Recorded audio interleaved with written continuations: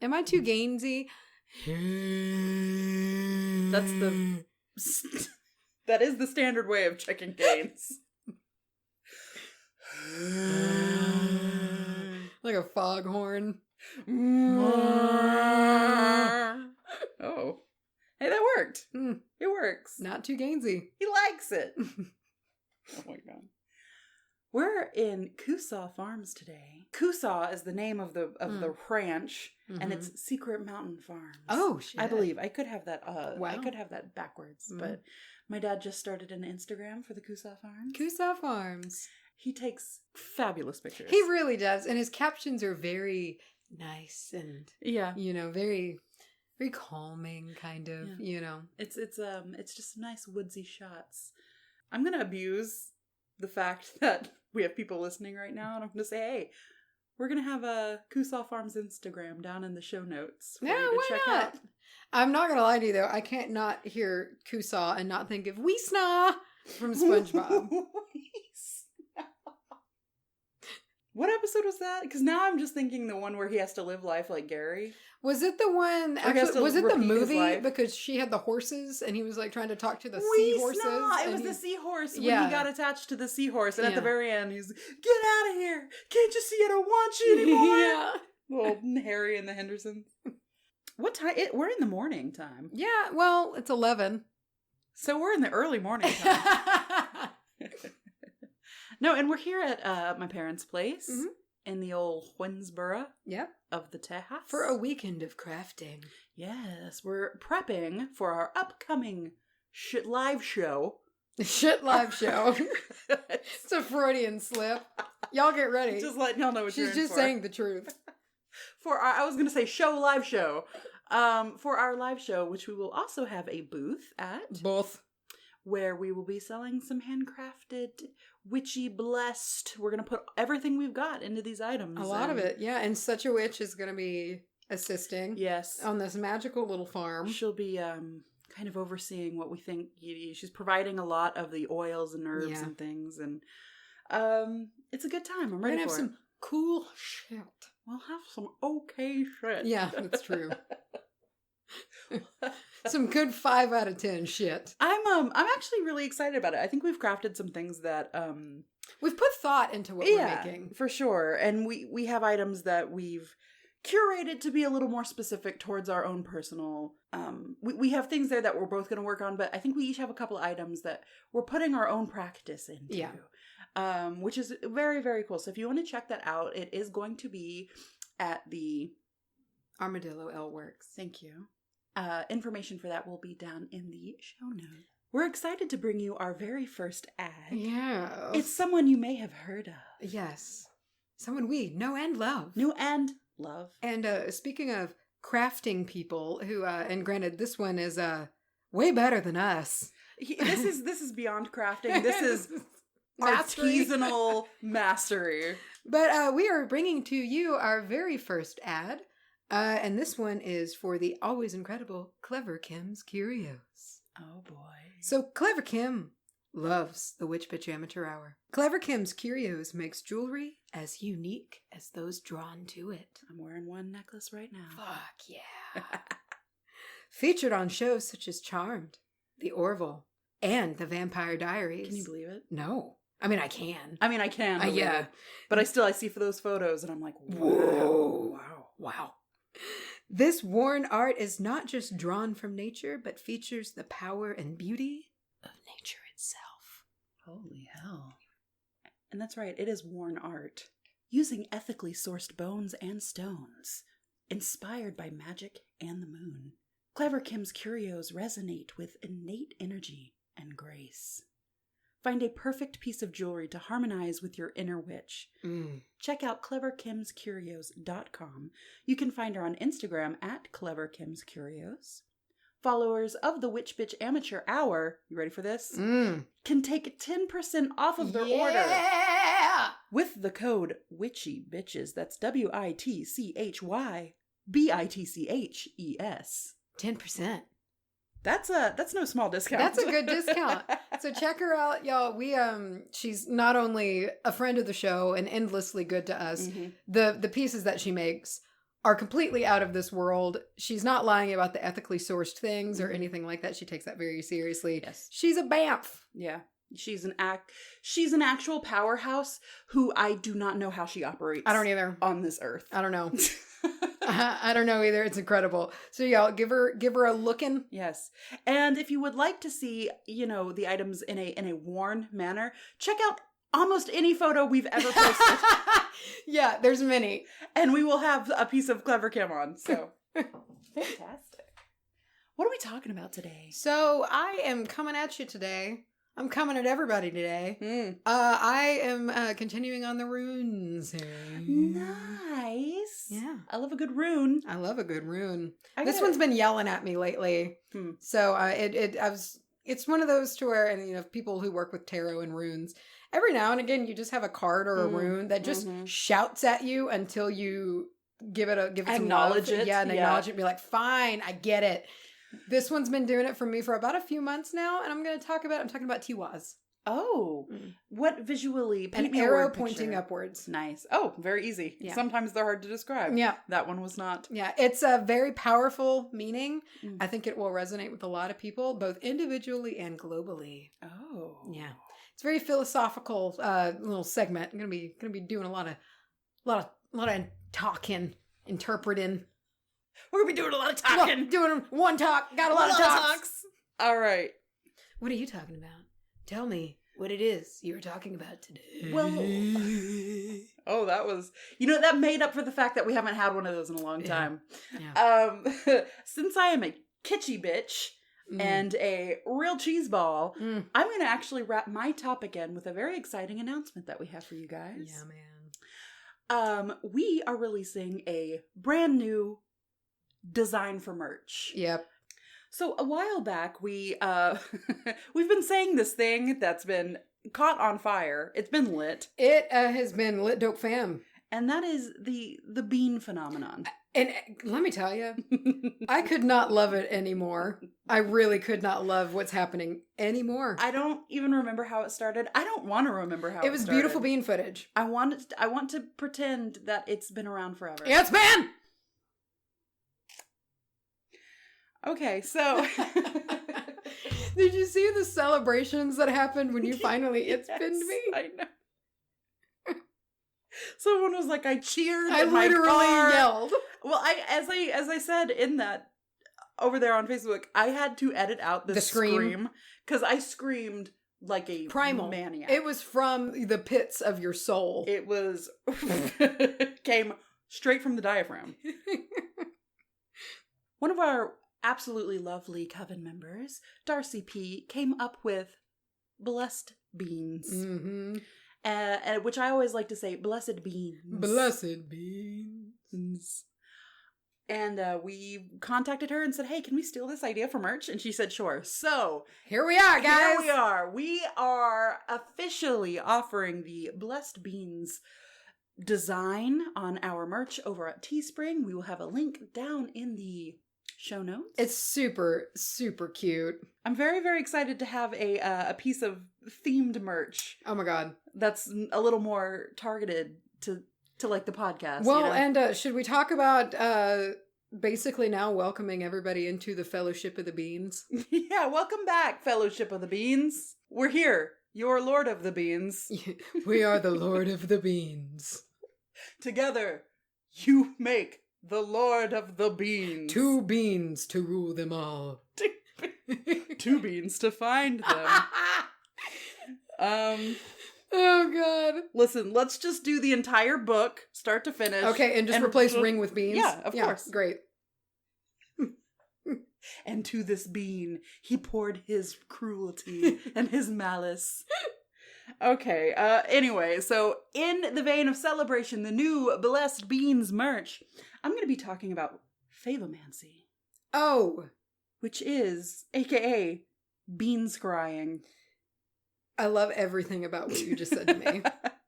And, I'm gonna be real, never heard of it. Yeah. Did not even know it was a thing. I'm aware of the casting divination, like casting lots. It can be bones and pebbles, and so it's another form of casting.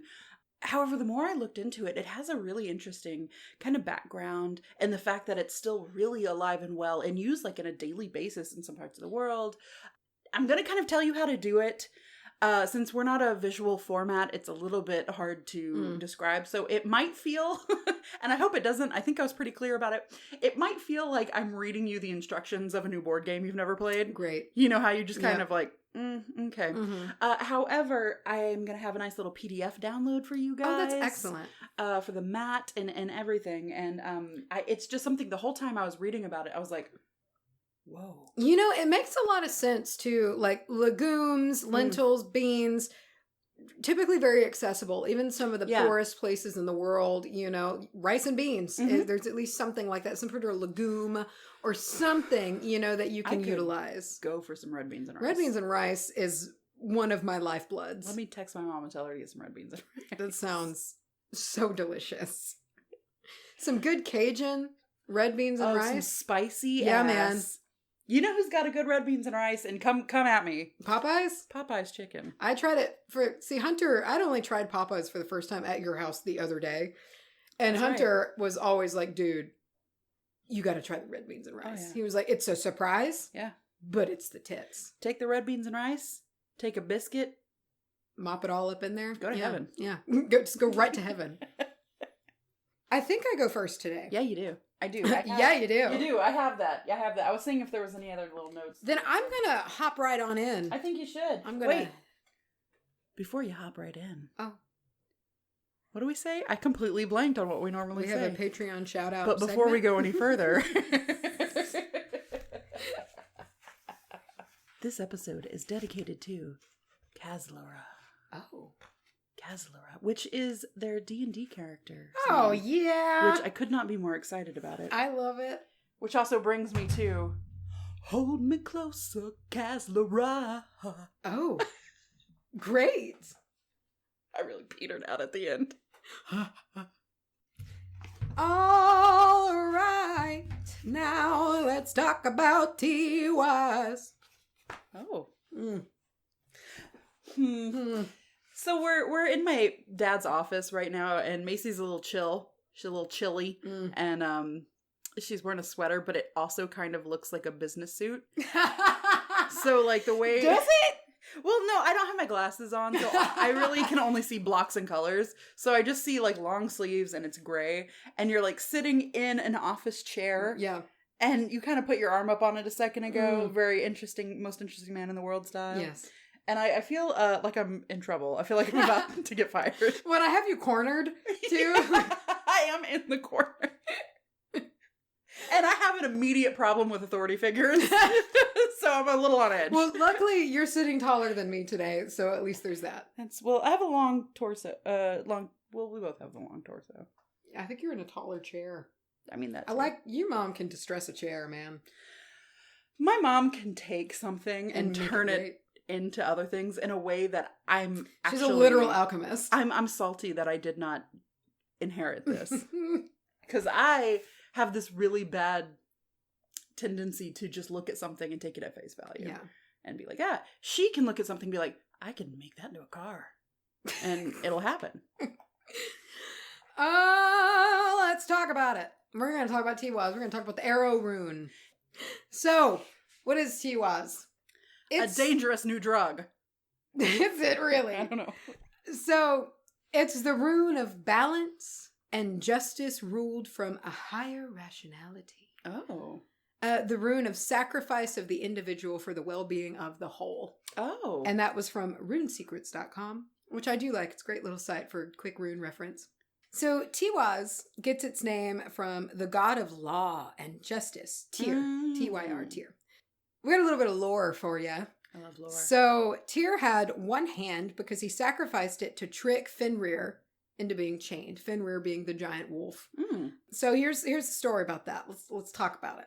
The gods raised Fenrir from a pup, a wolf pup. Yeah. Except he got real big. Somewhere in his teenage dog years, they were like, this is a problem. This might be an issue down the road. Ooh. Yeah, so Fenrir got ginormous, and he was immensely destructible and insatiably hungry, which is a big issue. Me. Giant, frightening wolf. So they knew he needed to be contained. However, he was very strong and very smart.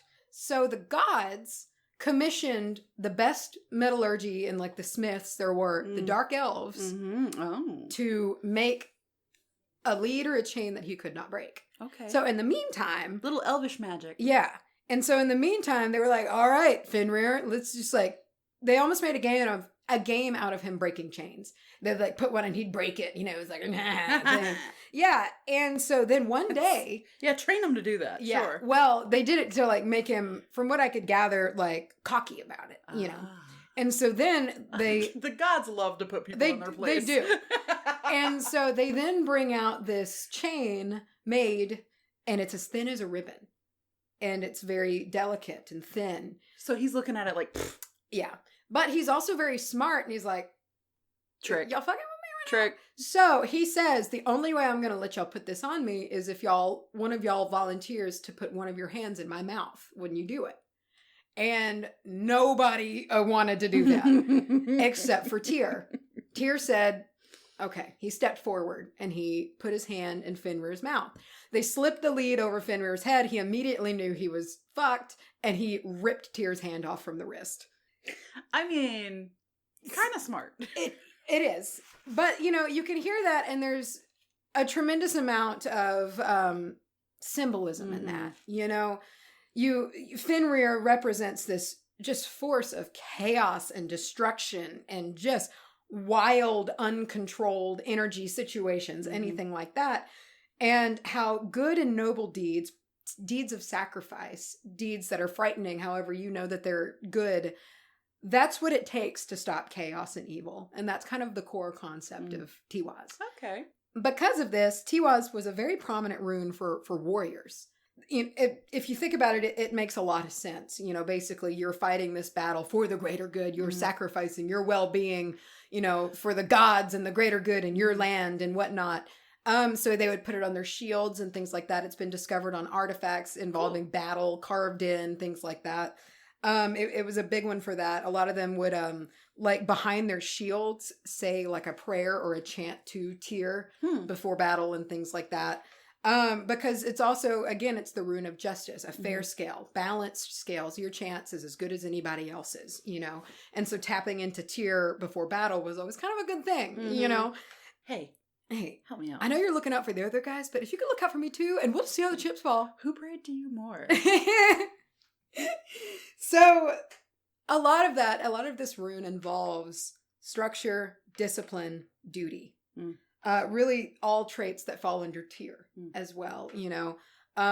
Again, you know, the rune of justice, balance, fairness, a fair shot, but also needing to buckle down and wade through the turmoil to get to where you need to be. Yeah.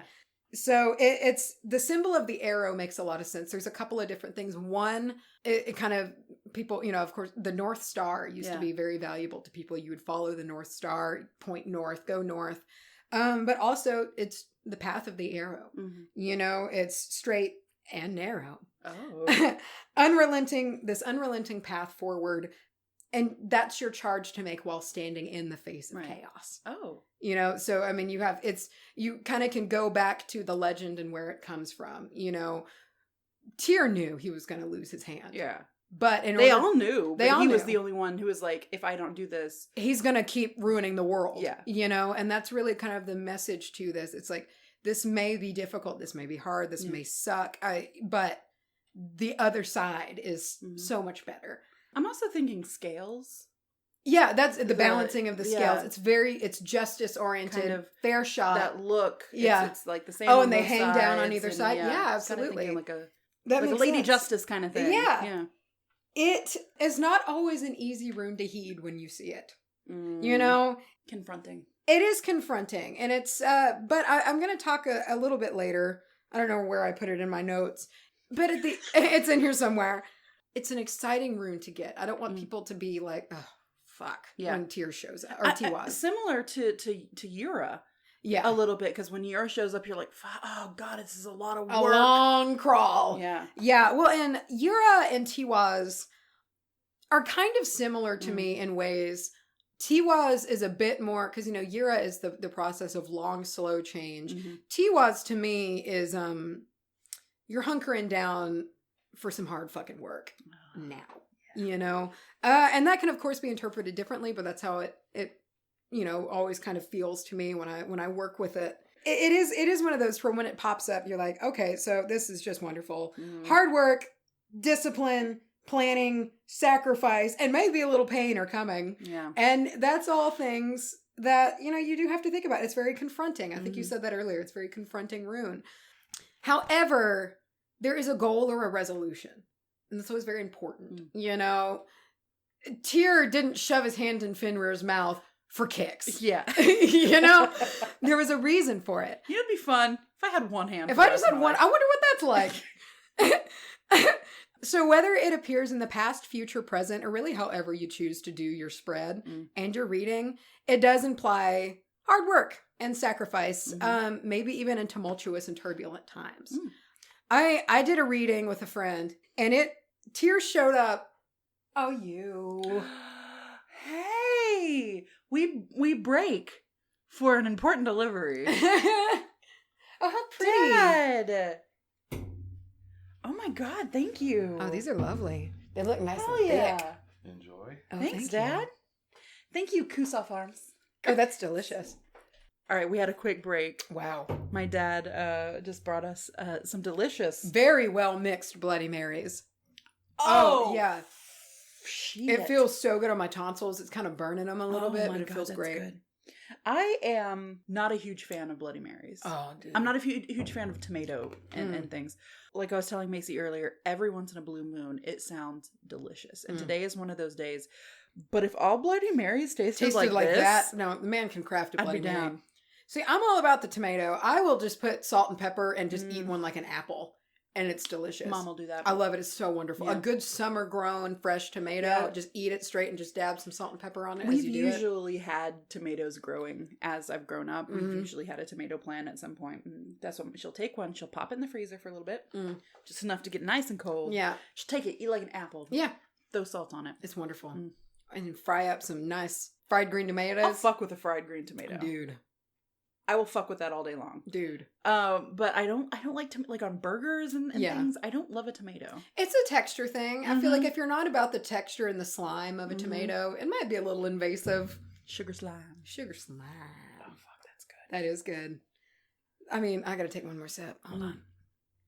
I mean, look at the side. Look at all the stuff in it. I know there's goods in there. That's like blow your dick off delicious. It really is. Wow. I'm really happy with it. You know what you do with this? You pay money for this. Oh, God. Okay. Alrighty. Man, that is welcome. I can't get over how delicious that is. Yeah, that was right on time. And I would love to stress again, we don't have a drinking problem. I don't, and that's true, but I don't count Bloody Marys as an alcoholic beverage. Yeah. I really don't. There's so many other things to counteract the very small amount of vodka. Yeah. Because here's the thing. If I even remotely taste vodka at all, I can't drink it. Yeah. And I can taste it easily. I don't like vodka. It is not a friend to me at all. As long as we're breaking. Can we talk about the last episode? What a mess, but it was great. I enjoyed it thoroughly. It was great. Hopefully you enjoyed it as well. I love how it took us 2 hours to get through Peppermint. Oh my God. Oh my God. I love that it became a running joke to get sidetracked. Yeah. Jesus Christ. But obviously we had some wine. So much, in fact, that somebody wrote me. And I feel like a real dumbass. Are you talking about the 48 days later thing? Yeah. No! Somebody wrote me. I saw that. And they informed me, and I feel like a real asshole for this. They informed me that my favorite movie... Yeah, you made a whole point out of talking it up being your favorite. I misnamed my favorite movie. 48 Days Later is not a thing. I thought it was. See, I've never seen any of them, so I was just like, okay. Oh my God! You sounded just like Quagmire just then. Oh my God! Ew. No, it is 28 Days Later. I hold strong on if you fuck with 28 Weeks Later, I don't want you in my life. However, I told Clark about it because I felt like a real dumb shit. Because, That would be like, my favorite movie is Lord of the Pogs. I told Clark about it, and he's like, you know what you do? You just stick with it. Yeah. He's like, every movie that has a number in it, it's just 48 from now on. Yeah. Like that Sandra Bullock movie, 28 Days, it's just 48 days. The number 48. 128 hours is 148 hours. 148 hours? He's like, just roll with it. So that's what's going to be happening. That's fair. I like it. Let me take one more sweet-ass drink of this. I'm going to eat this olive. I feel like I could eat this. I feel like... There's olives?! Yeah, man. I got celery. Oh, fuck you, dude. I got olives. God damn. I don't know why that slipped out that way. I'm sorry. Oh, fuck you, dude. I got olives. You remember when I have olives too. They were just buried. Do I have celery? Yeah, I do. Do you remember when we did rock, paper, scissors? And I fuck you'd your hand? Yes. Yeah. Fuck you. That's that competitive energy coming out. When my aura is big and scarlet, that's what happens. Oh. When that root chakra is. Yeah. What someone when say? It's lit. When it's lit. When it's devouring the world. I love that. Yeah, they were like, Macy's root chakra is going to devour the world. It might. Oh, hey, squeaky chair. This is Bloody Mary's most vegetables I'm going to have in a week. Okay, here we go. My friend drew the runes and then got me and was like, can you help me interpret these runes? And it was, she was really asking about her life's path, and she's come a tremendously long way. Yeah. I mean, one of the biggest transformations of anyone I've ever seen. I'm immensely proud of her in multiple ways. Just normal things, normal parts of growing up, potentially self-destructive behaviors, not in a bad way, but, just needed to grow up. And there's a lot of tumultuous things in that past. Tiwaz was her past. And that it was so appropriate in that reading, and however she followed her arrow, and she got out of it and she grew up and now she's doing very, very well. She's come an immense way, a huge way. Incredibly strong person. Yes. Yeah. And it just, it was one of those where I was flipping them over and I was like, I saw Tiwa and I was like, perfect, great. I also interpret that, and forgive me because I'm not a rune reader. I'm not advanced rune reader. I kind of interpret that as you did the hard work and you put in the time. However, because it's a justice thing, it's like you've already been through so much shit. Yes. It's almost like now you can now have this equally good. Yes. As equally bad as it was, it can now be equally good. Yes. And that's what I loved about it being in her past. Yeah. It was the past rune. It was saying, all right, this is what you've come from, and it was just so appropriate. And that was the second time it's jumped out. It's been one of those where it's like, I'll kind of play with my runes and every time one turns upside down, it's Tiwaz, and it's just been yelling. And then that happened. And so turned upside down as in inverted, or like you flip it over? I'll just be messing with runes and it'll, I get you. Sorry. It just kind of peeps up and is like, hey, I'm here flipping over. Like how, you can mess with tarot cards and they pop out and just jump out with you. Yeah. I get it. And Tiwaz has just really been hopping out. And then I saw it as her past rune and it was almost touching because it is so appropriate and she has come such a long way, and that has been through self-sacrifice, hard work, focus, and planning. So that's, I say that because it's not always a bad thing when it comes into a reading. So yeah, don't don't fear it. Don't think it's a foreboding thing, because of course that one was in the past, but you might get it in the future or the present. Yeah. And that's not to be like, oh, fuck, it's a great thing. Self-sacrifice and discipline, they don't always equal pain and war, but often deep thought and planning. Maybe some discomfort. Very rarely is progress not, an uncomfortable thing. Rarely is getting shit done a real kickback and a comfortable situation. Yeah, and I have this saying, and I say it in my head all the time. Anytime that I notice myself becoming stagnant, I don't have a really good ability to relax. But when I find myself getting kind of sluggish or getting, falling to the wayside below the standards that I like to keep, I have this saying, and it's always complacency breeds atrophy. And I always think it, complacency breeds atrophy. You fall apart, you decay, you lose that. And the opposite of that is that progress, that drive forward. And very rarely when you're driving forward like that, are you decaying in some way? Are you atrophying? Exactly. So, unless you are driving forward a path of destruction. Well, and that's the thing, and that's very important. So Tyr can, there's a couple of ways that you can go about it. If it's inverted, it can be one, injustice, there's no balance, things like that, unfairness. But to me, I sometimes it's just you are not fighting that face of chaos. You are losing to the face of chaos. Right. And a lot of the times in readings, it kind of depends on the circumstances, the things that and the other runes around it. Mm-hmm. So yeah, that's definitely a good point. So chaos is ever present. Yeah. Everywhere. Yeah. As well as destruction, both in our individual lives and the world. So Tiwaz to me is a micro and a macro rune. Self-sacrifice can be for the greater good of your life or the greater good of humanity. Right, yeah. However, chaos can and only will yield to powerful good deeds. Because otherwise, it runs rampant. Yeah, because chaos is powerful. It is so powerful. And you have to have something equally powerful. Yes, it's to like, stop it. Yeah, Clash of the Titans. If you have a Titan on one end, what are you gonna do when just this piddly dude shows up? Yeah, nothing's gonna change because you did a small Literally, thing. the title is Clash of the Titans. The stomping. That's absolutely right. And the interesting thing about good and chaos is they're both compounding things. Yeah. Chaos breeds chaos. Good deeds breed good deeds. Yeah. And they have to outweigh the other one. Yeah. And chaos is not necessarily bad. It's just the lack of... Yeah. Balance. Yeah. And that's the thing. Tiwaz is all about balance. Yeah. It's all about beating the chaos to make forward progress in some way. It implies careful planning. A tough road ahead, but with discipline and a cool mind, you can get through it. And while perhaps it's not as easy as like getting wunho in your reading when you're like, fuck yeah, good shit, but it still implies success if you're willing to put in the time. And to me, that's a great thing. Seeing Tyr, or I always want to call it Tyr. I learned it as Tyr, but I think Tiwaz because it's about Tyr. So seeing Tyr is really, it should be exciting. Yeah. If it's in your past, it means that you did conquer that, and you stood in the face of chaos and pushed forward. It's acknowledgement. It is. It really is. So in my personal opinion, when Tiwaz appears, it's a sign that the universe believes in you. That you are believed in. Yeah. Because Tiwaz is not going to appear unless you can put forward the work to do it. Yeah.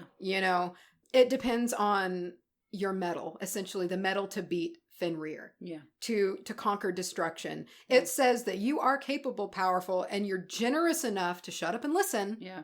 And plan your action. Take the action, even if it's not easy to do. But Tiwaz promises a fair and just chance as well as a good outcome if you can just do it. And that's such a vote of confidence. Yes. Because if you think the whole time you were talking just now, I was thinking of these stories where there's this hero who is clearly up against something that they're not fit for. And yes, I'm thinking about Lord of the Rings. Of course. But you have this big figure like Gandalf or somebody comes to you in these stories and they're like, you can do this thing. And they're like, how? How? And it's like, because I believe that you can. And getting that rune is like your own personal Gandalf coming to you. Well, yes. And say, or however you want to view it, but coming to you and saying, you don't think you can, but I know you can. And that's why I'm so happy that it's been jumping out at me lately, because things do get overwhelming, and it's very easy to be like, how am I going to juggle all this? How do we do this? How do I do this? How do I get through life? How do I maintain all of the balls that I have in the air and not let one fall? Yeah. And it's really wonderful when Tiwaz shows up and it's like, just keep going. Yeah. And it does. And that's where it kind of matches with Yira. Yeah. But while Yira, I feel like, is a milder example on it's a marathon. Yeah. While when Tiwaz is like a tough mutter. Both runes that when they turn up, you kind of go, God, shut up. But yeah, but you're also like, okay, something good is coming. I just got to get to it. Exactly.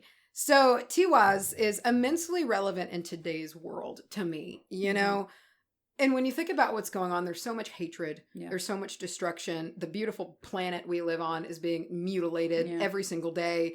Bifurcation of our fellow humans, different races, different countries, religions, things like that. So many reasons to hate each other. Absolutely. I mean, in their eyes. No, I know what you mean. Yeah. And so Tiwaz, to me, it's just pounding in our ears. What are we going to do? Fairness, justice, and balance, if they've ever been needed, they're needed now. So what will we, and I was kind of questioning this to myself when I was taking these notes down, because runes are interesting to me because there's so much to interpret and think about, and you can really you can just sit and think on a rune forever and apply it to its meaning to today's world. Yeah. And I was saying, what will we sacrifice to make the world and the greater good a better place? Individually, what can we all do? What can we give up as an individual that compounded as hundreds of thousands, millions of individuals can make a positive change for the world? Can we educate and not discriminate? Mm-hmm. And teach others about the importance of acceptance, appreciation, a change in priorities that's not always comfortable. Yeah. Things to give up. Like, for instance, I've been thinking a lot about sustainability. Yeah. I know that certain things that I'm using in my practice are not sustainable. Yeah. Things like that, where it's I love them, but I need to let them go. Yeah. And I know that's a very minor thing, but minor things compound. Yeah. And that is to where it and Lyra, to me, couple together. It's that little thing. It's the sacrifice. Did I say Lyra? You said Lyra. So it's that sacrifice, mm-hmm. Even a small one, but it's giving up something for the greater good. Yeah. And if everybody does some small thing, it's massive. Yeah. It's absolutely massive. And, just talking to people, because there's luckily, and I know that, don't get me wrong, there are many very intolerant groups out there. Mm. However, tolerance has come a long way on a lot of different things. Yeah. However, if you are the tolerant but are being intolerant to intolerant people, you are not helping. Right. You are intolerant. Yeah. And I think that's important. That's the educate, don't discriminate. Yeah.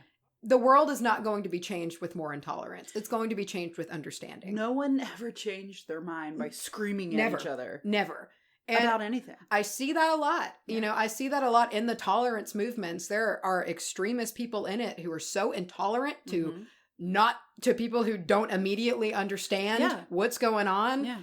It's not helping. And it's like the dude says, you're not wrong, you're just an asshole. Yes. Yeah. You're completely right. It's just sometimes, and this is speaking from a place of we both, you and I, coming, and I don't want to use we're from the South excuse all the time, but coming from where we come from, there's a lot that we've had to grow up and go, wait, this thing that certain family members say all the time, it's not cool. It's not cool. Right. And I think it's so easy for people to forget, to not get that, And so that's the thing. And that's what I mean. It's very important. And when you come at someone so hard like that, someone's first instinct is, well, no, you're yelling at me, so fuck you. You must be wrong. Exactly. I'm going to keep believing this thing that I believe. Exactly. The only way to stop chaos is with noble, good deeds. So I do want everybody to think on that. I understand change doesn't always come quickly, but if you want change to come, you have to do it smart. Yeah. You have to do it with a cool head, and Tiwaz, cool head is hard to keep. A cool head is hard to keep, but it's a powerful tool to have. Mm-hmm. And Tiwaz really pushes for that. So when Tiwaz appears, it really is, it's an arrow to follow. Do not deviate. Mm. It is your arrow. It mm-hmm. shows up to say, all right, you have a goal at the end. And usually, if you're doing a rune questioning something, you know what that goal is. Yeah. That's your goal. It's coming. Buckle down. Think. Charge forward. You have a chance. Mm. And that's the most important thing. The universe believes in you and you have a chance. Yeah. You have a fair shot if you put the work in. It's not a guarantee, but it says, we think you can do it. Yeah. And I think that's very powerful.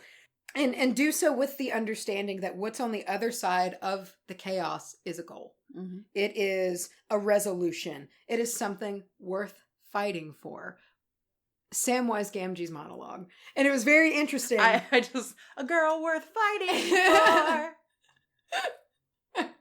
So that's the thing. I actually wrote at the end, I said, Samwise monologue.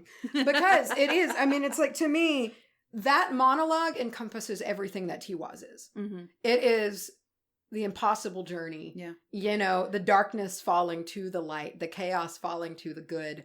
It really is. And I was just I was writing this out and all I could think, I was just looping that monologue in my head the whole time. Folk in those stories had lots of chances of turning back. Only they didn't. Yeah. Very powerful.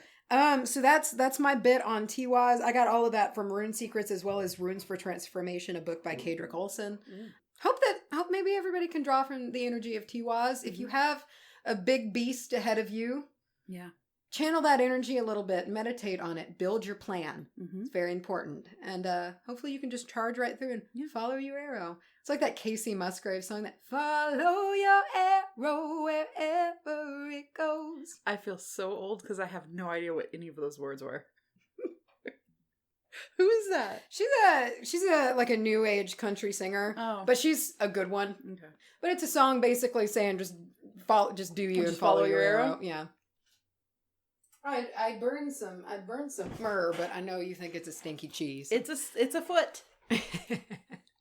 I really, that was my first impression of it. I haven't burned it since that day. So we'll have to burn some later. It took 2 shots for me. Yeah. Now I love it. I did it 2 shots of vodka. 2 shots of myrrh sap. Glug, glug, glug, glug, glug. All right, listen here. I'm going to talk to you. About bean magic. This is just a divination episode. I'm into it, man. Yeah, it is. Oh, you're right. I'm into it. Rattle your runes and your beans. Rattle them beans. Okay, so I'm thinking. Okay, do you know Ray Wiley? You know Ray Wiley. Yeah. He has a song called "Shaking Them Bones," and he's shaking them bones. And I'm just doing shaking them beans. Well, now I'm thinking of every song that has bones in it, and just replacing it with beans. Fucking Shaky Graves has this badass song called "Roll the Bones," and I'm just let's take a chance, and roll the beans. So many beans puns. You feeling? All right, so I'm going to move on to Favomancy, which I keep wanting to spell and say it Flavomancy. I thought, yeah, me too. Which just makes me think of Flavo Flav. Me too. And then I feel dated. Okay, so this is also... Is he alive? I believe so. Okay. I don't know what happened after Flavor of Love. He just actually disappeared from the planet. Different dimension. I feel like it's in like in Men in Black when they're talking about Elvis. He's like, no, he didn't die. He just went home. All right, so I'm using a tablet today, and I feel you look real extra. Do I? Yeah.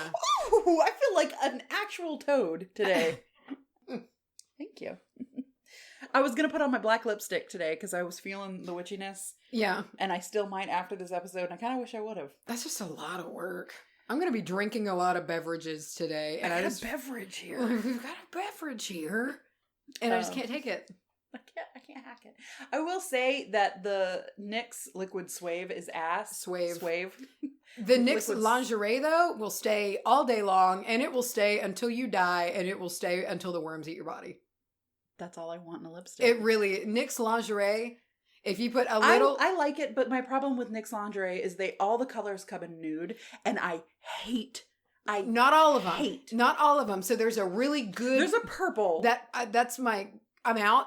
But when I have it, I do like the color. And then they have this really good brick coral one, and it's really nice. I don't know. But anything in between, I can't wear it. I'm too pale. Yeah. And if I wear a nude, I look like a dead body. So if I wear a nude, I feel like my lips look like a butthole. I get it. You know what I'm saying? Especially a brown nude. Yeah. And the pale thing does. It washes you. It washes me out. But a good purple nude or a coral nude, I can fuck with. I can't fuck with anything that's too warm toned because my skin's so pink. Yeah. But I will go to bat for the liquid suede black. It is the best black lipstick I have ever anytime had. I put, and I'm a NYX fan. Yeah. NYX. No, I'm a stan. Nips. NYX. I'm a stan for Nips. NYX lipstick to me stays, but liquid suede, the moment I put it on, it just feathers. Crumbles. It just crumbles right at the lip line. It's terrible. Yeah. I don't know what the difference, and it's thinner. Well, it sucks because my favorite color is that beautiful lavender. That purple one. Make. I love it so much. I have the gray, the stone fox gray. Yeah, I loved the stone. It's pretty. Cold stone, whatever it was called. Stone. I think it's called like stone fox or something. And then I have that blue, that electric cobalt blue. And I love the colors. It's just they do not stay. They don't stay. It's like a photo shoot lipstick. Yeah. Yeah. I feel that. All right, so Favomancy. Let's not have a repeat. It's always your segments that we fuck up. You know why? It's because I'm so easily distracted. I just like to laugh and have fun. All right, so Favomancy, or Bean Scrying, it's a form of cleromancy, meaning you cast something. I like it. Right? Such as bones or pebbles, and these things are called lots. When you cast lots, that's a way of saying, I'm going to have a big pile of something, and I'm going to throw it, or I'm going to divide it in some way, and then I will divine from it. And it's typically done onto a mat or onto the floor. And the way that the lots fall is how you can divine from them. What the message is how they fall, or how they, in this case, divide up. This one, it's a numbers game with Favomancy, which I enjoy. Anytime, if it were, and I've never divined by casting a lot and reading the way it fell. If I were to do that, I feel I would probably warm up to it. But in my mind now, I'm like, well, that's just how they fell. Mm-hmm. However, when you're dividing and you're doing things by a certain number and it kind of comes out, it feels very methodical to me, which leads a little bit of credence to it. And I've made myself a mat, and I would like to try it later. Oh, fun. And I think it would be kind of fun to sit down and do it. And like I said, I will be breaking down how to do it. I'm taking all of my information on how to do it, how to make the mat, from a YouTube video that somebody put a lot of time and care into, and that will also be linked in the show notes. So if you are a visual learner like I am, I would suggest checking out this video. But moving on, there's my little disclaimer. So the idea behind this type of divination is whoever you're divining with, whether it be gods, ancestors, spirit, is going to influence the numbers that you get, basically. Cleromancy is found throughout many cultures and many parts of the world. Ancient Romans would use small wooden tablets with words and names carved onto them. Alrighty. Germanic tribes, Celts, Balts, Scythians? Forgive me. Early Slavs and Huns, they would, and I quote here, their method of casting lots is a simple one. They cut a branch from a fruit-bearing tree and divide it into small pieces, which they then mark with certain distinctive signs and scatter at random onto a white cloth. Great. So that's what we're talking about. Little tiny pieces of things cast. In ancient China, they would use sticks in a fortune-telling practice, also known as lottery poetry. Oh. Which is nice. It's still done to this day. A similar practice called omikuji is found in Japan. Cool. Where and it almost looks like those big tubs of long matches where you take the top off? Yes. And it kind of looks like that. And they have these long sticks, and they use that in a very similar manner to divine from. And it's a different form of cleromancy. In West African cultures, a type of cleromancy is practiced by passing blessed palm kernels between your hands. You pass them between your hands, and then you kind of throw them on a tray. And the marks that they leave behind is what you will divine from, and that's called dafa. Oh. Lot casting has also been mentioned numerous times in the Bible and other religious texts. So this is everywhere. This doesn't come from any kind of particular background. However, today it is the most popular where it is still alive and well. A lot of people do it in the Bulgarian, Albanian tradition. It's alive and well in Bosnia and Romania and the surrounding areas. Okay. So a lot of what we take is done in this way. So is this like a big Romani, like gypsy type heritage thing? Yeah. Okay. Yeah. A lot, and before it was done with beans, it was done with, I'll get to it. So Favomancy, the word, it comes from the word vikafaba, which means... That's pretty. It just means fava bean. It also reminds me of Rico Suave. Vikafaba. And his brother Rico Suave. In Ubik, the word for Favomancy means, it translates to bean thrower. Great. But that word has actually come to be a descriptive word for all soothsayers in that language. I love the word soothsayer. Soothing. That's stupid. I'm stupid. I'm gonna go die. So like I said, it is still commonly found across Bulgaria, Albania, Bosnia, Romania, and the surrounding areas. It's called kumalak over there. And in a lot of places it's called kumalak, which stems from the Kazakhstani word for dried dung, which was then used as the tool, like the actual tool before the beans. Okay. They would also use bird bones, small stones, but it adopted the name kumalek. Okay. And then beans came along and they just kind of kept it. Sometimes this is, in parts of the world, still referred to as 41 kumalek. Okay. Or kumalak. Typically it is practiced not only by people in their homes, but shamans will do it. And a lot of people will seek out shamans to read their casting for them. Today, in most Favomancy, we use 41 beans. Very important. 41 beans. ASMR the chew. Today, in most Favomancy, it's important to use 41 beans. The theory, one of the theories as to why... Are you sure it's not 48 beans? I'm sure. This time, goddammit, it's 28 days of beans later. One theory...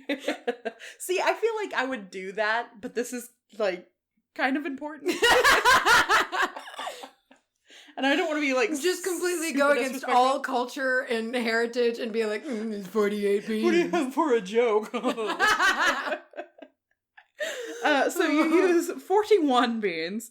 One of the theories as to why that number is so important comes from the Turkish stories about 40 soldiers being led by one hero. Okay. So you'd have a group of 40 human men soldiers and your one hero, which sometimes translates to like a very powerful person who was very strong and they did really well in battle and they were a hero in that sense.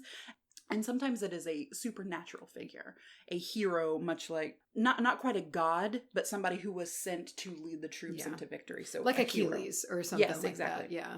I also cannot help, I know they're soldiers and not children, but I'm picturing the Pied Piper and I can't help it. They're just led by one hero.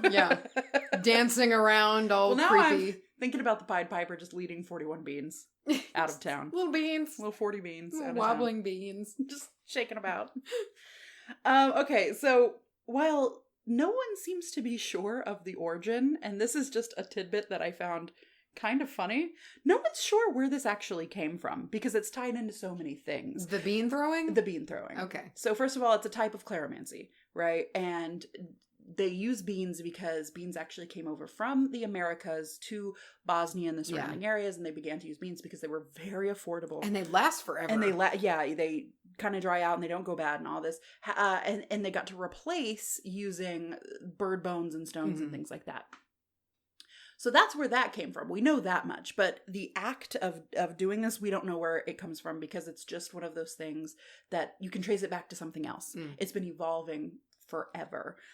So we don't know where it came from. However, we do know that some historians believe that Flavomancy influenced the game Mancala. You said Flavomancy, is that right? That's not right.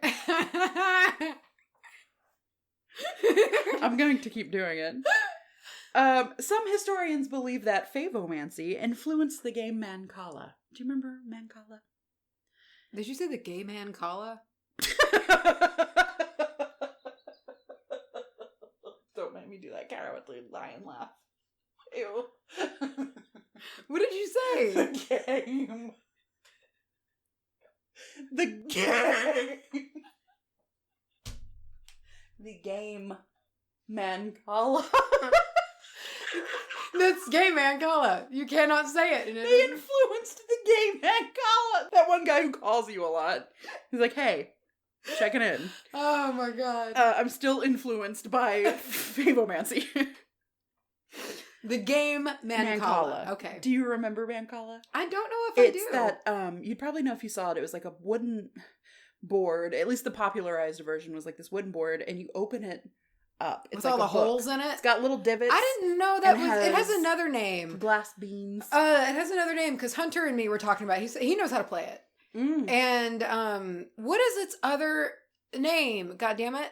But yes, I know exactly what you're talking about. Alexa, what's the other name? We were talking about getting a set, actually, because he grew up playing it and he really likes it. I found mine at Mom and Dad's house when they were moving out. I found my board, and I am sure it's missing all of the stones. All the beans. Just put beans in it. I should count them and see if they're 41. I bet it is. But yeah, you could just replace that with beans. You can replace everything with beans. You can replace your whole body with beans. Okay, so how do you actually do some bean scrying? Here's the part where I hope this doesn't get too convoluted for you. So, what do you need? What are you going to do if you're going to give this a shot at your own home? Besides the exactly 41 beans. Okay. Of any kind.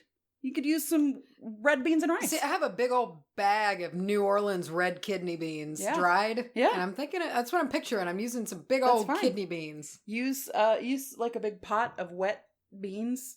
Slap it on your mat. It'll work just great. I feel like dry beans is better advice, but I could be wrong here. I'm just saying that because it says any bean. So, any if that's bean. all you got? Some good mashed, refried beans. Get a spoonful and be like, that's probably 41 mashed beans. Yeah, and then just divide it. Dump it on your mat and smear it around. Dig you some beans out of the sugar slime of some Bush's baked beans. Yeah, man. We're going to get sued.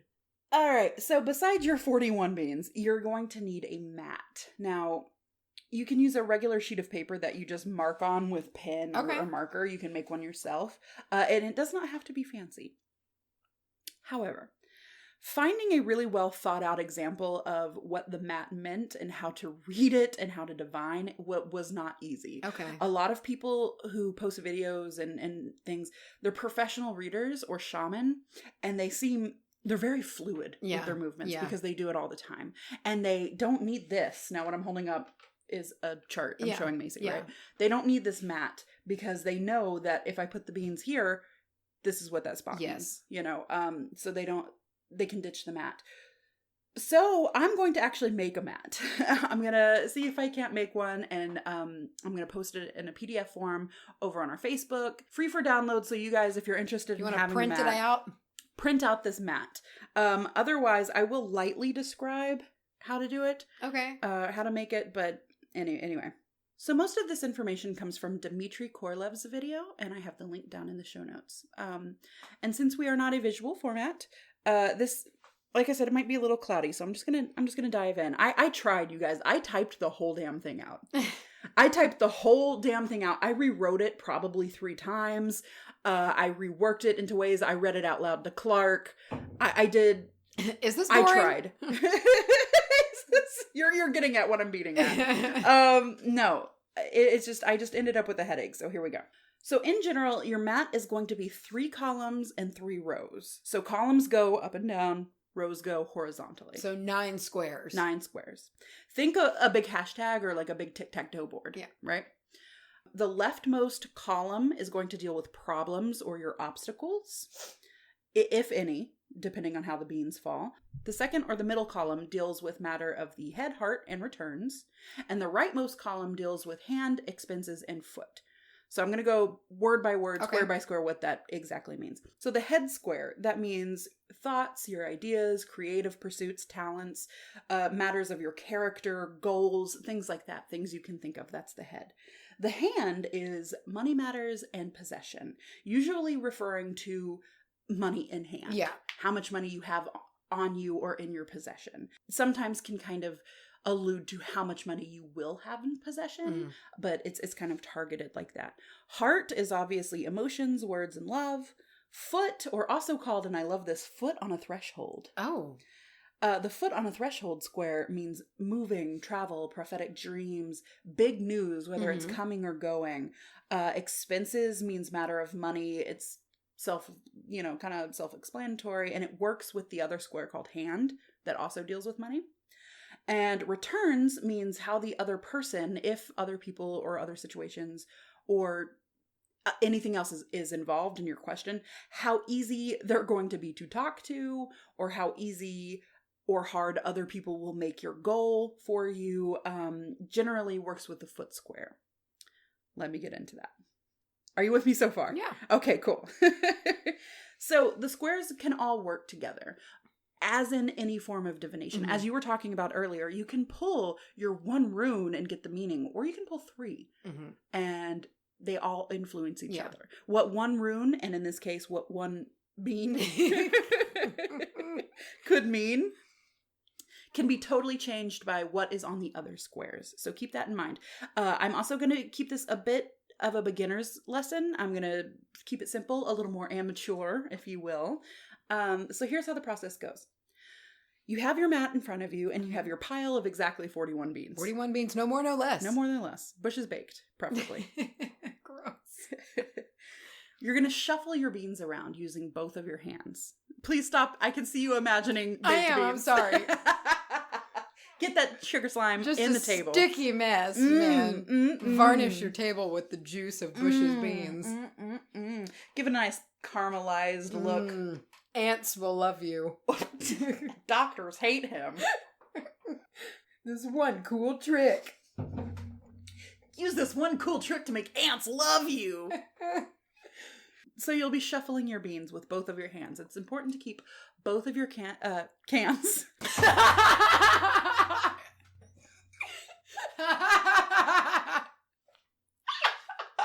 Sorry, guys. It's slap your cans right on the table. Oh, it's important to keep your cans on the table. Some of us can't help it. Okay. Always use both of your hands to shuffle. After you've shuffled them around and you feel confident about it, obviously the whole time you're shuffling, think about your question that you're trying to ask, or think about a particular area of your life that you want to know about. Or if you just want a general all-over reading, just be concentrating on it like you would in all forms of divination. After they're shuffled, you're going to use both of your hands to divide them into 3 piles. Okay? Does this make sense? Yes. Okay, so you're shuffling and you just kind of pinch 2 off to the side. Don't make that face. I'm just trying not to chuckle. Every time you're saying hands, I'm picturing tits. And I'm picturing you're shuffling it with your tits. You're sorting it with your tits. Now I'm picturing tits for hands. It's like, and so every time you say like, all right, and you shuffle it with your hands, I'm like picturing someone leaning over a table, even like just trying to just sling them around. Oh, God. Well, it's gonna get worse. So you've separated them into 3 piles in front of you. You have your mat, and then you have your pile 1, 2, and 3. So with your first smaller pile of beans, is there any? I'm sorry, you might have said this, yeah. and I'm terribly sorry. Is there a certain amount in each pile? No. Okay. That's where the divining comes from. Okay, gotcha. Because however many you are left over with, that's what you're going to work with. Cool. Okay. So from your first pile, you're going to remove 4 beans at a time. Okay. This is where it gets a little... And much like when you hear someone describe the rules for a new board game, it's going to sound a little more tricky until you just sit down and do it. And it really does flow. It's actually really easy once you get past the words.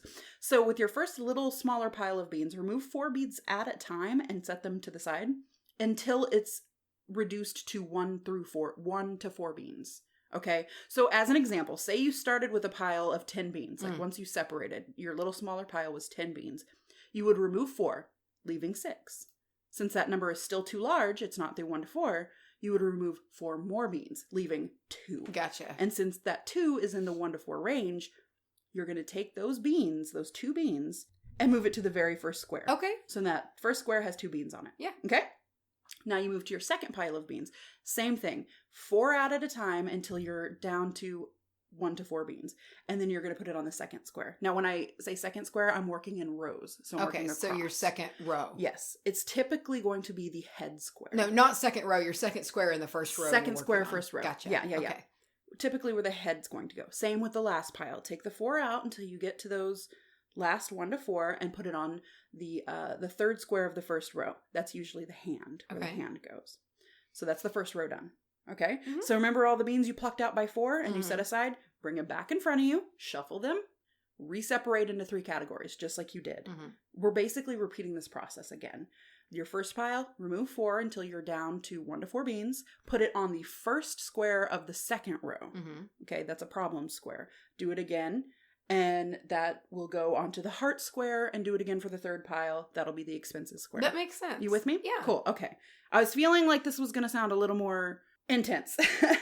And then for your last one, in the effort of keeping this easy, there is an advanced way you can do it that involves counting them out again and then using the remainder beans. We're not going to worry about that. For your last row, what you're going to do is you're going to take those remaining beans, separate them once again into 3, and then you'll just put the entirety of the pile that you end up with onto the last square. So you feel what I'm saying? You take what was the last square again? I mean, not the last square, the last row. Okay. Yeah. Okay. So instead of... Once you separate into those 3 piles, do it again, separate into 3 piles. And instead of removing the 4 from each, you're just going to take every single bean that's in that first pile, and you're going to put it on the first square of the last row. Oh, okay. And then you'll take every remaining bean of the second pile and put it onto the second square of the last row. You see what I'm saying? Yes. So you'll be left with no beans. Gotcha. Right? Because we're down to such a little amount of beans. So that's that. Now all your beans are in place. And that is by far the most complicated part of it. The rest of it is fairly easy because we're kind of just looking at odd and even. Okay. It's kind of a coin flip, honestly. In general, here's how you read it. An odd number of beans in a square is a good or positive number. An even number of beans is like a negative answer, has negative connotations. Okay. It could be a no if you asked a specific question, with the only exception being the hand square. The hand is a little bit different. What you want is you want the most beans possible in that square. Great. Doesn't matter if it's even that or makes odd. sense. But you want closest to 4. You want the ideal situation is four beans. Right? So think of it this way. The more beans in the hand, that means the fuller your hand is. If you have 1 bean, that's not really great money-wise. If you've got 4 beans, you might be rolling in some cash soon. Rolling in the Benjamins. Pay particular attention to the square that your question was based on. So if you were asking about love, pay attention to the heart square. Because while everything can all of the other ones can influence it, that's going to be your main answer, right? So if I were asking about... here's my example. If I were asking about my relationship with my husband, I would look at the heart square. And if it has an odd number, I would know that we're on the right track. If it had an even number, I'd be like, might need to do some maintenance. We might need to do some maintenance. If it was a very specific question, like, have I been a good partner? And it had an odd number, the answer is basically yes. And then the opposite is true in reverse. Yeah. Right? Now, that can be affected by those squares that we called the problem squares. Okay? Now, it's also going to get a little bit more. The problem squares, and if you'll remember, it's always the first square in the row. If that problem square has an odd number of beans, expect no problems. Great. Right? So it's not going to affect the other 2. And the way you read it is from left to right. So this problem square, the very first one on the row, will affect the other 2 on the row. That makes sense. Right? Yeah. For example, if the problem square that starts off the second row has 1 bean, since that's an odd number, expect no problems in relation to the heart or the expenses. So in my example, I was asking about my relationship. So if it had an odd number of beans in the heart, good to go. Now I look at problems. Odd number of problems, odd number of beans in the problems. Yeah. No super problems. Good to go. Yeah. So not only is it going to all be okay in the end, but I'm going to have an easy ride getting there. No shit, yeah. Right?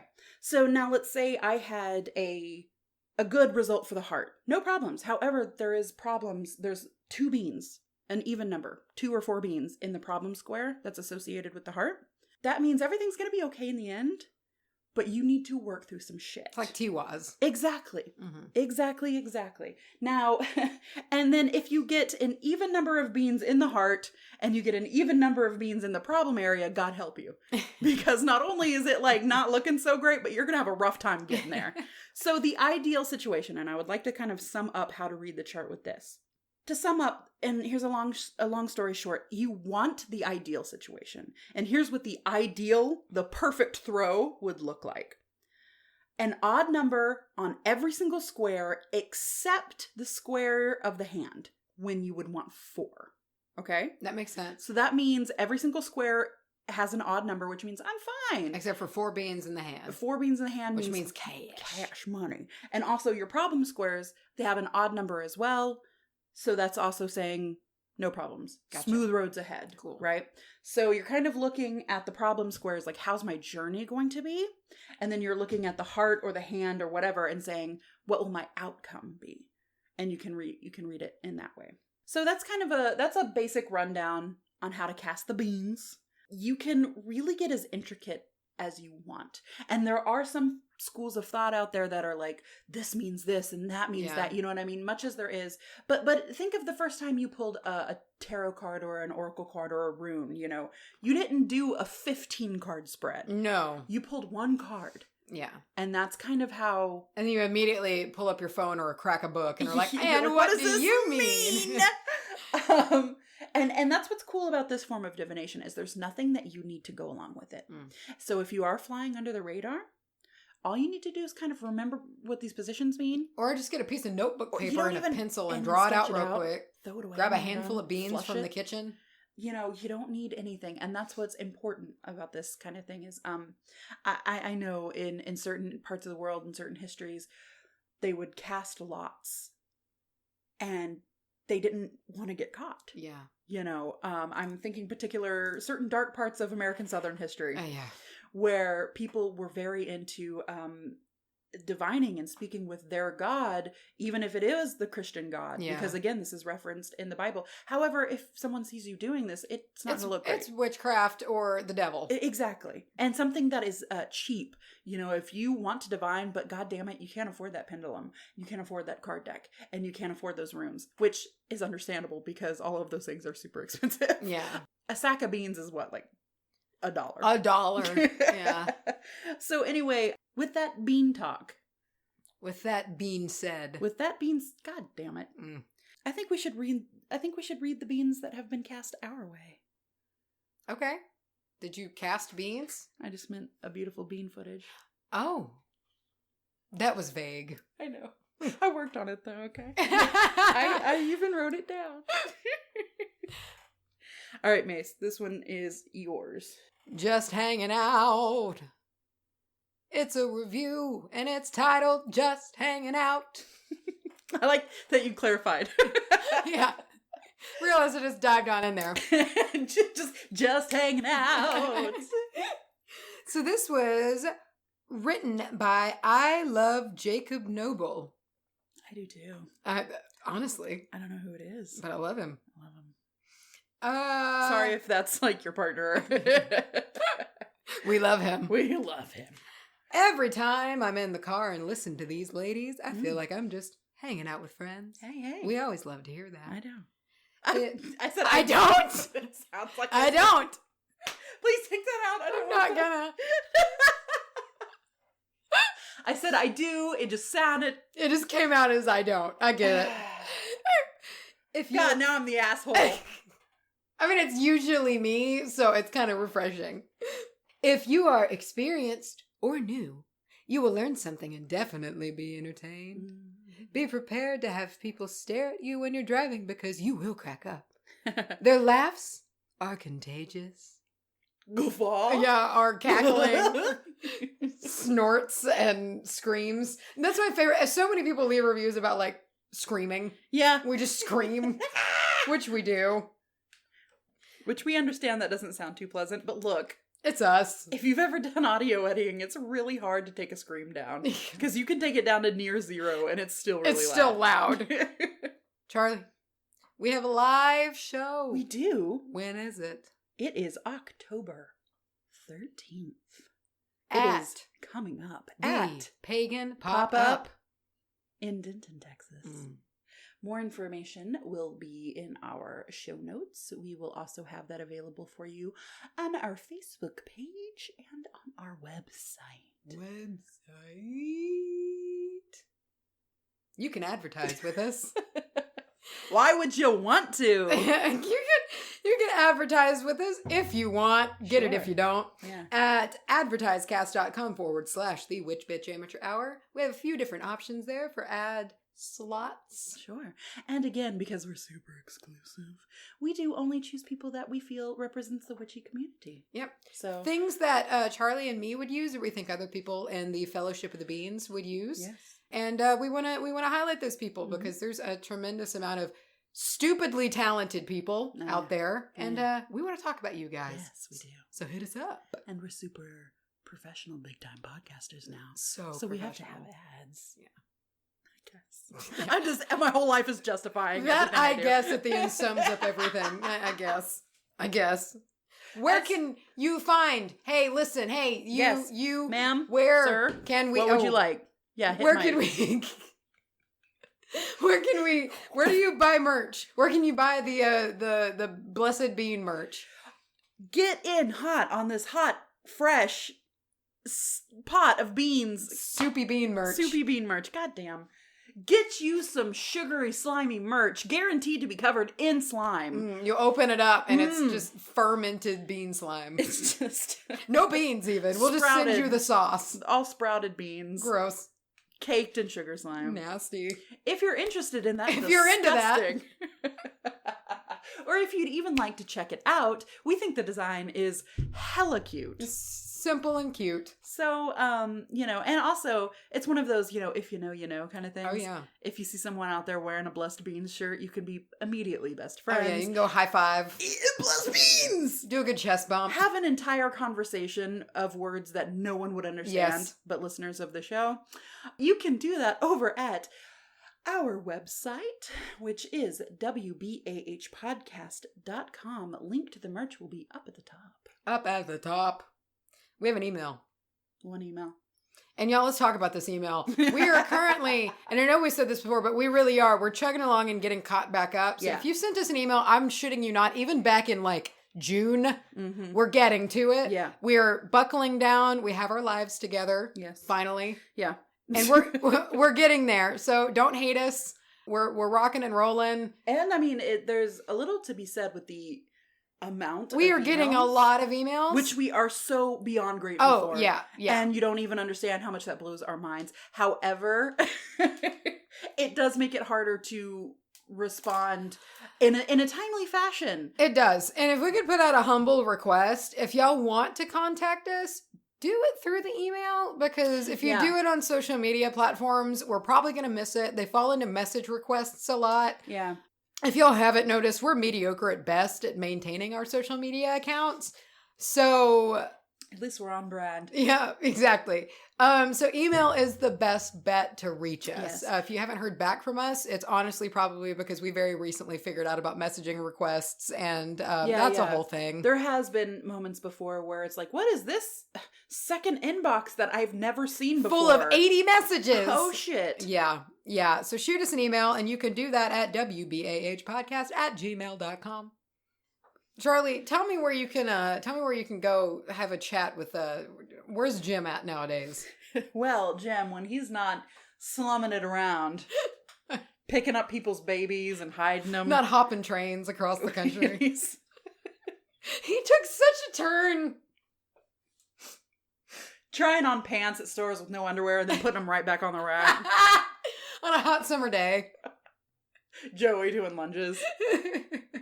When he's not doing these things, he can be found over at Instagram at witchbitchamateurhour. Yeah, man. Don't let him touch you. Don't let him touch you.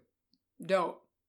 It's like he's slowly going to turn into Slender Man. He's like something out of a No Sleep episode. Like just this terrible thing. I'm picturing, what's his name? Jim Cummings? What's his name? Not Jim Cummings. Who's Jim Cummings? Jim Cummings is the voice actor for all the David Cummings. Yeah. The one who talks like this when he does the episodes all the time. Oh, Peter Lewis. His voice is so gorgeous, and he always just has like this way, and he'll do this slow growl. I'm not kidding. About things. His voice. Give me a call. And I don't even care that he does the same voice all the time. It's so appropriate. Right. Yeah. But when he doesn't do the voice all the time and he does a different voice, it's incredible. Yeah. Who I love is, I think it's Nicole Doolin. Them two, Addison Peacock. Is Nicole Doolin with the deeper voice? And she has... And everything is she's almost regal. I love her voice. She's got such a good one. Yes, I don't know what she's doing. Everything just has this growl with it. I love her voice. It's like she's sneering. Yeah. I love David Cummings' voice. I do too. I love his voice. I know that he's said before, he's like, I'm not necessarily like a voice actor. I think he's great. I think he's great. And I think he's hilarious. He's such like a cute... He's a little bright spot. I know, he is. He really is. And the way that he wields that. Yeah. Because the way that he will... I love it when like very macabre things are presented in a very kind of lighthearted way manner. The way that he does that is so good. I love they're really clever with their ads.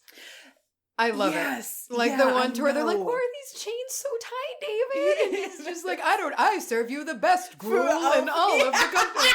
I love it so much. You have gotten me on. Dude, I listen to it every day. I'm all the way down. I'm working backwards. So I started new, and I'm in like the beginning of season 11 because there's a ton of episodes, and I'm really tempted to just buy the seasons. I've thought about getting the season pass. I really have. Because you get a shitload of content. I love listening to those stories. It's cozy. In the weirdest way. Yeah. Some of them fuck me sideways. Can we talk about Whitefall? Whitefall? Whitefall got me. I listened to one the other day, and you probably know it. because the character, the villain, was so fucking scary because it involved like that disjointed movement.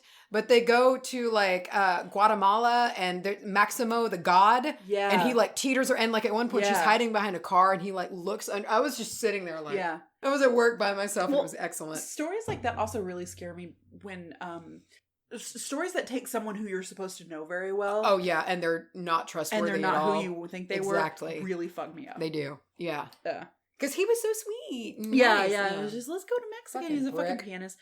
There's also one called a British seaside pub that was so interesting.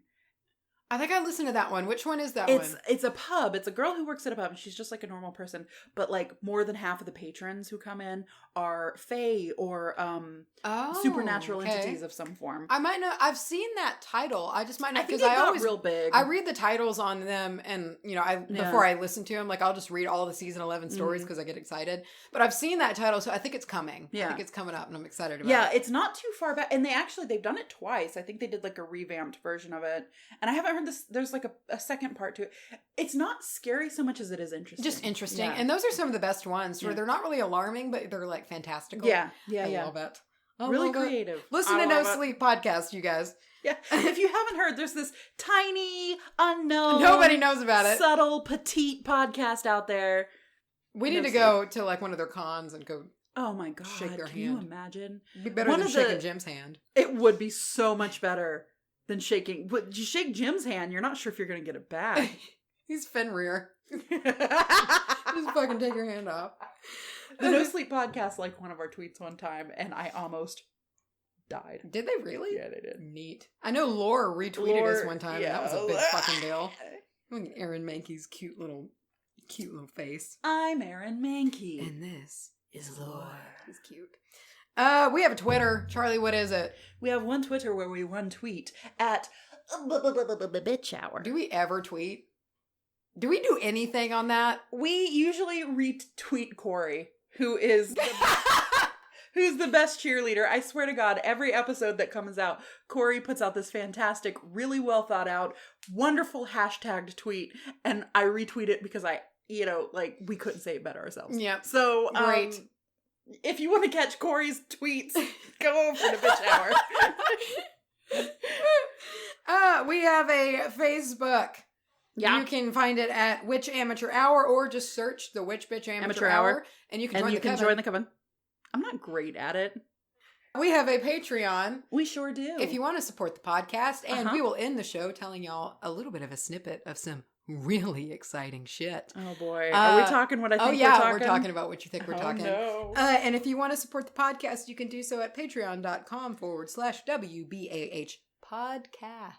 Special thanks goes out to our podcast, as always, but more so than ever, because... You said a special thanks go out to our podcast. Oh, I'm a narcissist. Of course I Leo. Special thanks to us and to everything me. We do. And especially the voice of Charlie. I love her. No, special thanks to our patrons, because as we have stated before, you guys are the reason we are able to do things such as our spooky sodes. Oh, yeah. As far as the spooky sodes go, Mace, what cool little teaser do we have? Y'all. So, first of all, we do have to preface by saying that because of this and the timing, this coming up spooky-sode, we're still going to do a treat for y'all. Yeah.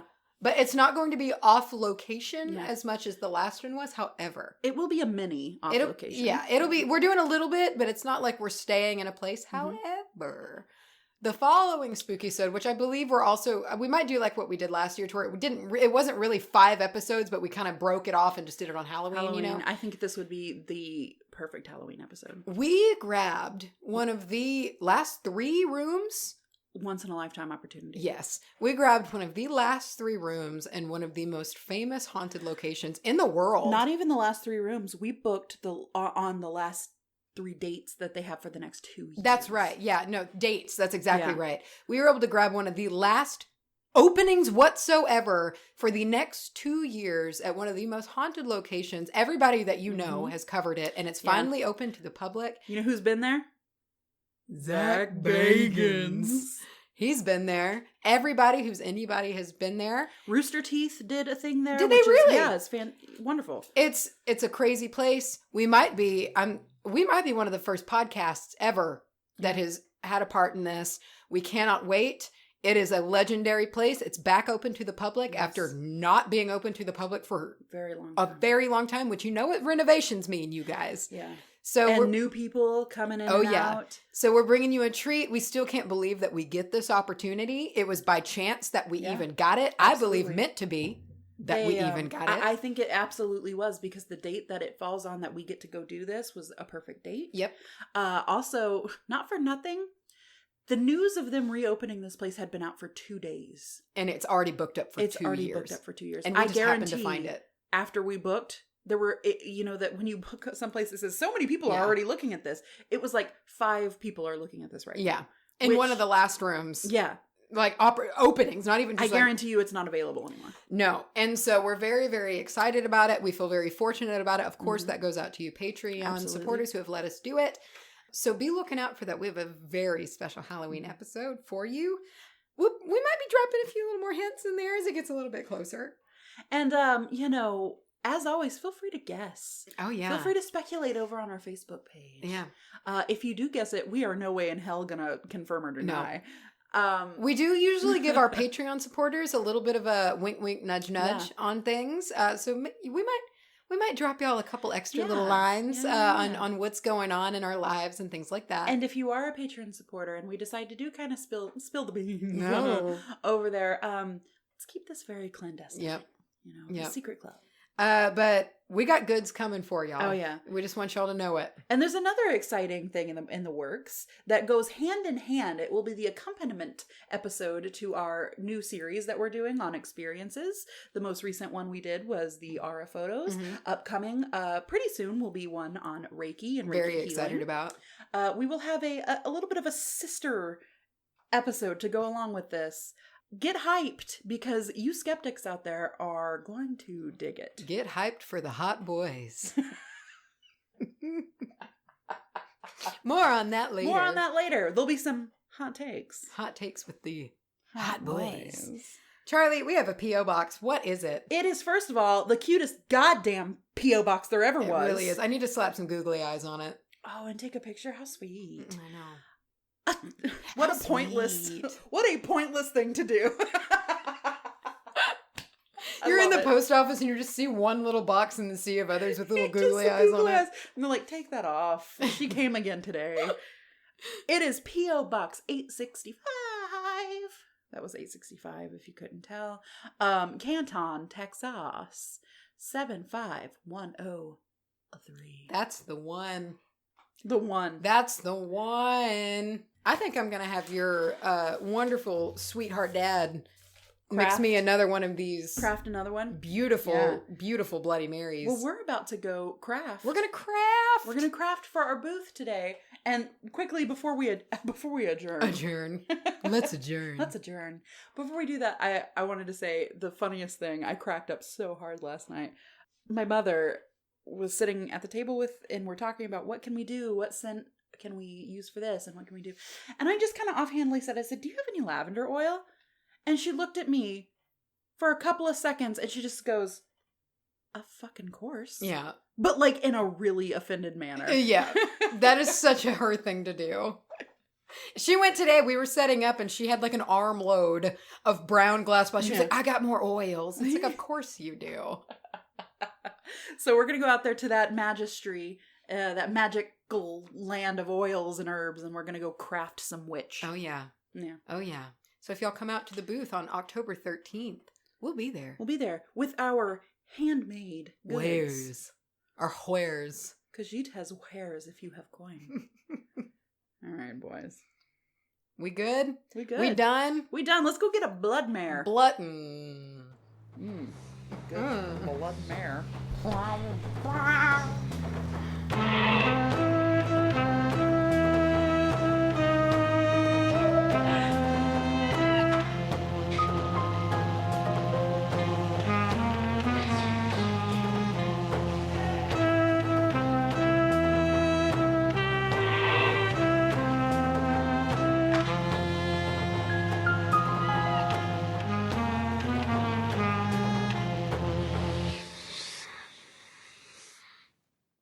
That's real loud butthole licking.